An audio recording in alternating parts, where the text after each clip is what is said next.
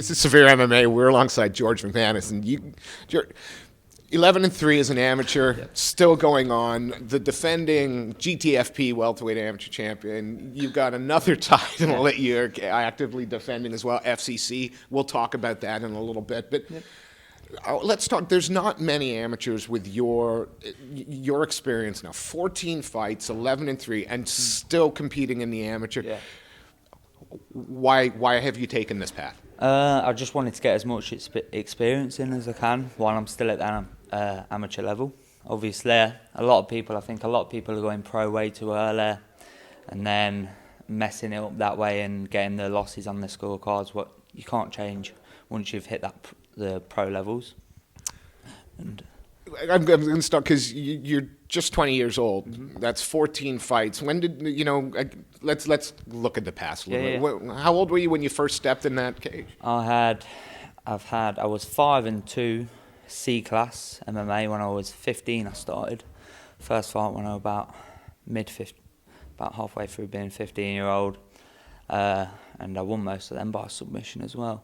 Obviously, with my 11 wins, 10 have been submission, 9 are in the first round, with the only other one being in the second, and then the other one win was by TKO. The 3 losses, 11-3, and in the amateur ranks losses. But what are the biggest things you took from those? Because again, you haven't rushed into the pros, so the losses don't seem to bother you very much. Yeah. It was a lot of sort of the mental side that went into the losses. I say that was the only reason that I ended up losing them. But I've been working on that and getting through it, working on getting obviously better and better at handling those situations like that. Again, it's not often we talk to a guy who's just 20, who's not a pro yet, who's got 14 plus, and this doesn't include your grappling comps. Yeah. How many kind of competitions fights do you think you've had so far? Well, I had my first grappling comps when I was 12. That's when I sort of started, and it's been on and off since then. So, I've been competing for about 8 years now. We talking grappling? Thousands? One of the first competitions I entered was Hereford against a guy who's on Cage Warriors, Jack Shaw. Yeah. He was one of my first sort of people that I fought in competition. I lost to him 3 times in a row on the same day. But yeah, that was a good first experience. It was really nice. And of course, you look at Jack Shore now, one of the hottest professional prospects in is that where you want to be? And how long? I mean, how long do you see this amateur? You've got a title fight that we'll talk about in a minute coming up, FCC. Yep. But how long do you perceive you're going to keep doing this? So I'm going to be looking to go pro sort of midway through this year.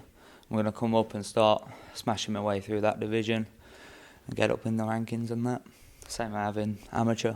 At the minute, I think I'm ranked number 2 on the rankings for welterweight. This is a career path for you now? Yeah. All right, well, let's talk about this title defense then, because let's talk fighting. Matt Rodriguez. That's going to be fun to say quick. February 17th, FCC at Bolton. You're defending your title. What do you know about this, the Hammer prospect? I know they're a really tough gym. We've had a couple of our lads obviously fight a couple of theirs before. I've had my brother Josh just fought recently, one of their coaches on Cage Warriors. But yeah, we know they're a tough bunch of guys, good wrestlers, good stand-up, so looking to bring it straight to them. Is there a risk when people look at your record and kind of look at your past that they might think one-trick pony, submission grappling specialist? Is that perhaps a trap that he might fall into? Really, in my fights, I adapt to whatever situation I'm put into. I'm not aiming to every fight try and take the person down. If we get into a clinch, I'm going to end it as quick as I can, really.